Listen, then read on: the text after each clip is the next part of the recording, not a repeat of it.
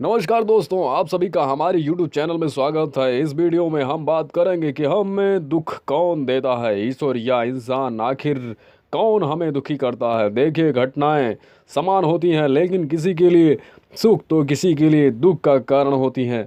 जैसा कि वर्षा का होना, जब बरसात होती है तो कोई वर्षा से खुशी होता है तो कोई दुखी। जैसे कोई वर्षा में खुल के भीगना चाहता था, उसका आनंद लेना चाहता था, तो किसी को भीगना बिल्कुल भी पसंद नहीं था। जी हाँ दोस्तों, भीगना बिल्कुल उसे पसंद नहीं होता है, लेकिन किसी कारणवश वह भी भीग जाता है और वह सर्दी जुकाम से बीमार हो जाता है और दुखी हो जाता है। यानी ऐसा कुछ हुआ जो उसे पसंद नहीं था।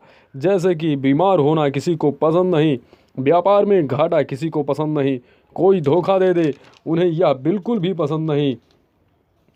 वो सभी प्रकार की गतिविधियां जो उन्हें पसंद नहीं, लेकिन फिर भी उसके साथ होती हैं, जिसके कारण वह दुखी हो जाते हैं। यानी सब कुछ उन्हीं के हिसाब से होना चाहिए था, लेकिन नहीं हुआ, इसलिए वह दुखी हो गए। यानी कि सब कुछ हमारे साथ अच्छा हो, हमारे लिए फ़ायदेमंद हो, हमारे हित में हो, तो ही हम खुश रह पाते हैं, नहीं तो नहीं। और ऐसा बहुत कम लोगों के साथ होता है कि सब कुछ उनके अनुकूल हो, सब कुछ हमारे अनुकूल हो, लाभ हो, सम्मान हो। अब यह एकदम साफ हो गया कि सब कुछ हमारे अनुकूल ना होने के कारण हम दुखी हो जाते हैं। यानी हमारी कोई चाहत नहीं पूरी होती, हमारी चाहत ही हमें दुखी कर देती है। जो हम चाहते हैं वो नहीं मिलता। दोस्तों, सब कुछ हमारे लिए अनुकूल हो, क्या ऐसा संभव है? ये निर्णय आप पर छोड़ता हूँ कि आपको क्या करना है।